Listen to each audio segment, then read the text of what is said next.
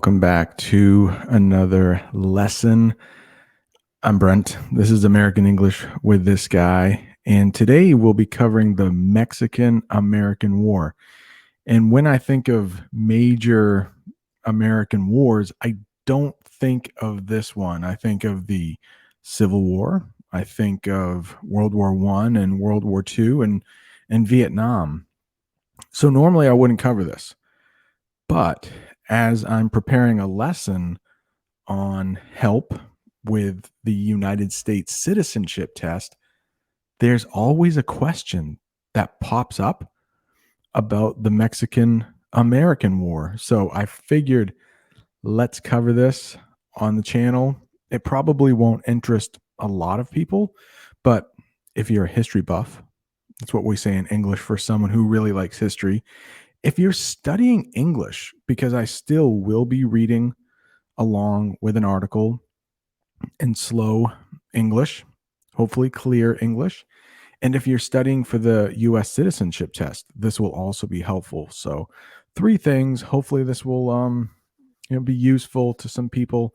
On my other channel, American English Guy 2, there's a more in-depth lesson about some of the vocabulary we'll be talking about today. So you can check that out if you want to go a little deeper into this subject. Go what we call a deep dive into the Mexican American War. It's an interesting war. I am a history buff, so this is interesting to me because a lot of the generals that will be fighting in this war will be major generals in the Civil War, which is just like 10 years after this war ends, about 12 years. So I will be reading from a Wikipedia article, a simple English one. So hopefully, if you're learning English, it'll be at about your level. But the good thing is I'll be reading it. So you just have to follow along with it. So the Mexican American War. The United States has been in a lot of wars. Maybe you know this, but we also have the Spanish American War. So I hope I don't call this war the Spanish American War ever, because it is a war between the United States and Mexico. But around 1900, the US will get into a war with Spain too. So many wars. It can be kind of confusing. Before we start with this, I should probably put my glasses on and let you know that right here with the contents, we'll be talking about the causes. So what led up to this war happening? What was the cause? The actual war itself, and then the aftermath, like how this affected what came after Mexican American War. Right here, the Mexican American War took place between 1846 and 1848 between the United States and Mexico. Causes. What caused this thing? When Mexico got independence from Spain in 1821, Texas was part of Mexico. Americans and other settlers came into Texas when Mexico allowed non-Spanish settlers to settle there. So that last part, settlers, it's just someone who's moving to a new place. We will use that word a lot when we talk about a piece of land, usually a big piece of land that hasn't had people living in it before, at least not a lot of people. There may have been some indigenous people before, there probably was, but a lot of times when we talk about settlers, they're usually moving from the eastern part of the United States a long time ago to the western part. After many settlers came to Texas, disputes or arguments led to the Texas Revolution in 1836. And if you don't know what that is, look at it tells us right here. When Texas became independent. So then you have Texas fighting against Mexico, and for a brief period of time in American history, Texas was its own country. One of the few, maybe the only state that can say that Texas was its own country. I want to talk a little bit about independence. That word and it just means like gaining freedom. So some teenagers may want to gain independence from their parents.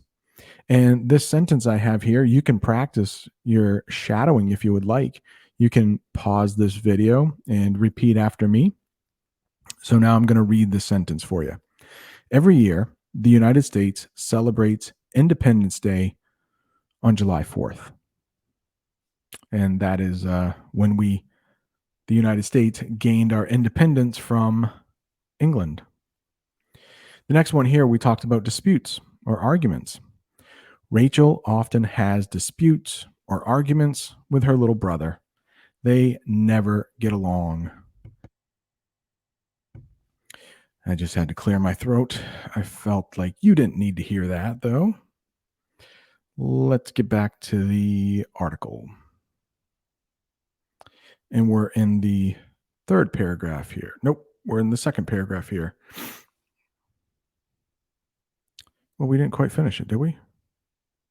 After many settlers came to Texas, we did read this already, disputes led to the Texas Revolution in 1836, when Texas became independent. Mexico refused to recognize the Republic of Texas as an independent country. Texas soon asked to join the United States. So Texas felt like it couldn't defend itself from Mexico very well. So Texas said, hey, United States, can we get a little help here? I want to talk a little bit about recognize as well. So recognize, it means to, you saw something before and then you see it again and something goes on in your brain. You're like, oh, I remember that. I recognize it.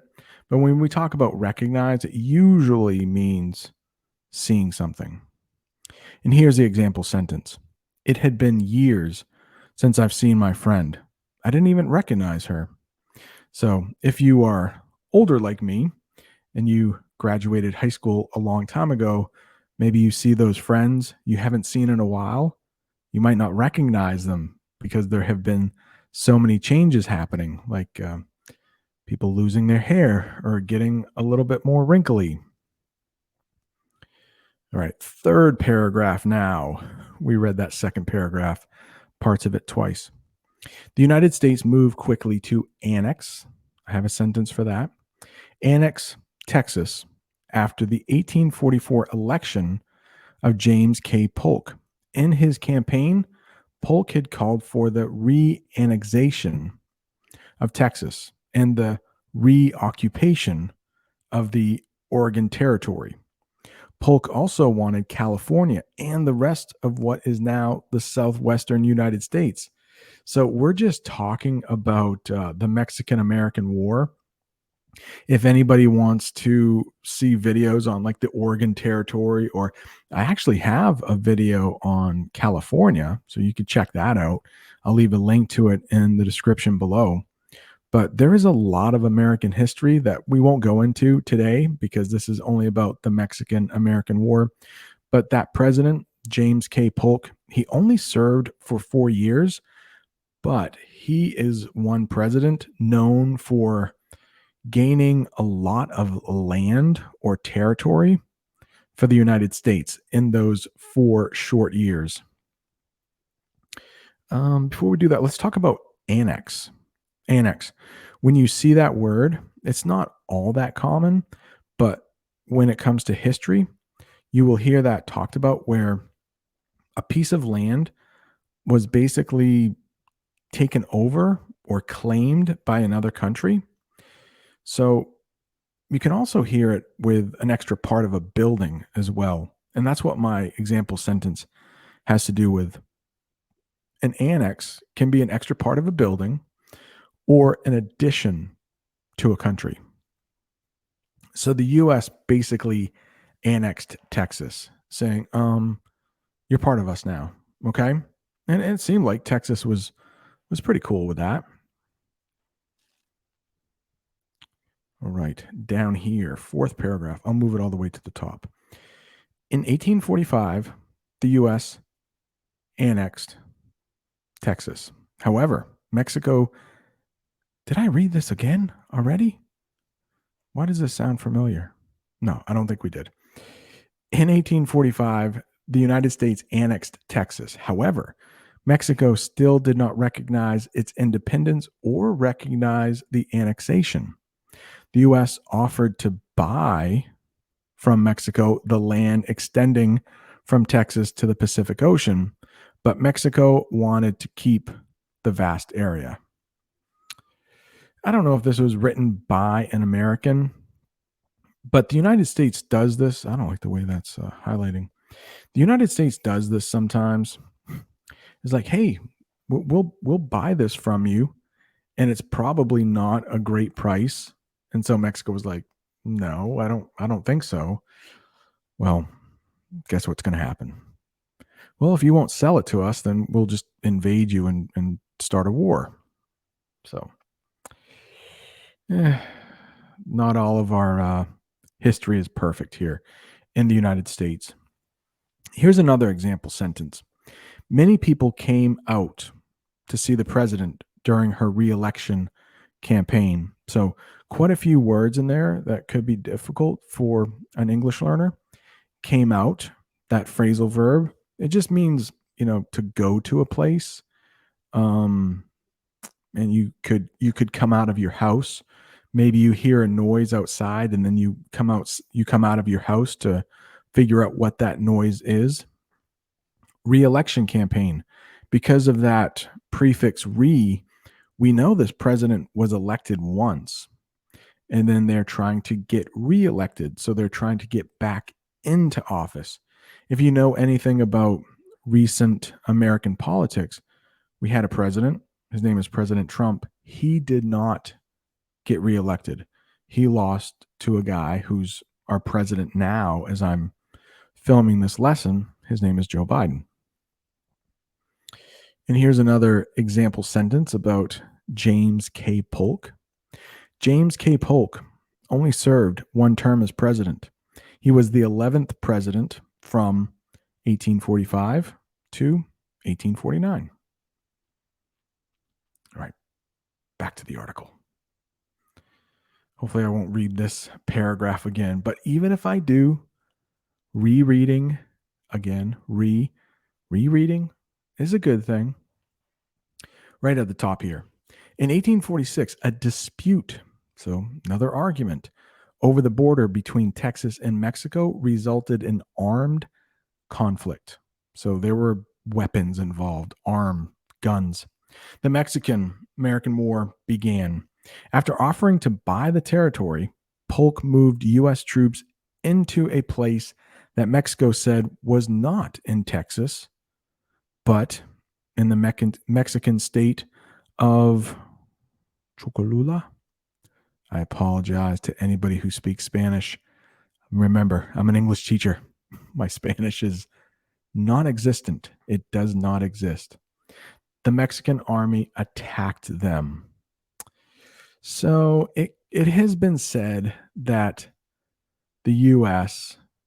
really tried to get Mexico into this war. They knew they were going to win. They wanted that territory of Texas. Mexico wouldn't sell it to them, so they took it. Next page here. The main cause of the war was the westward expansion of the United States. In the 19th century, remember that's the 1800s. In the 19th century, Americans believed it was their right to expand westward. They believed they could take over the people already living on land and habit for the United States. Southerners wanted to have more slave states. And we definitely won't get into that in this lesson. If you would like to see a lesson on slavery, it's a big, complicated topic, but we could do it in slow English if that's something you're interested in. But yeah, so in the 1840s, the American Civil War will happen in the 1860s. So this is about, like I said, 12 years before the Civil War, which will erupt mostly over slavery. And at this point, the southern states are trying to gain more slave states, so they will have power in the federal government in Washington, D.C. It's a little complicated. We'll stick to the Mexican American War, but I just wanted you to know that was going on. Antonio Lopez de Santa Anna became president again. So he was the president of Mexico at the time. Many Mexicans hated him and did not want to follow him into war.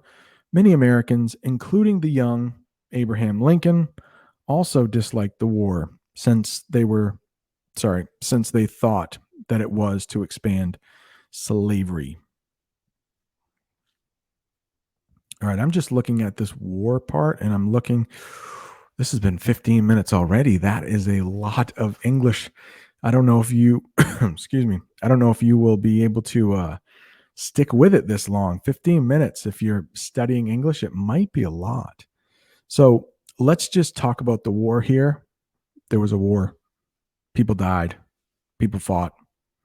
The U.S. won and took Texas. Okay. Let's move on to the aftermath then. The U.S. won the war and Mexico signed the Treaty of Guadalupe Hidalgo in 1848, which gave the U.S. the area that would become the states of, listen to all this territory here, Arizona, California, New Mexico, Nevada, Utah, and southwestern Colorado.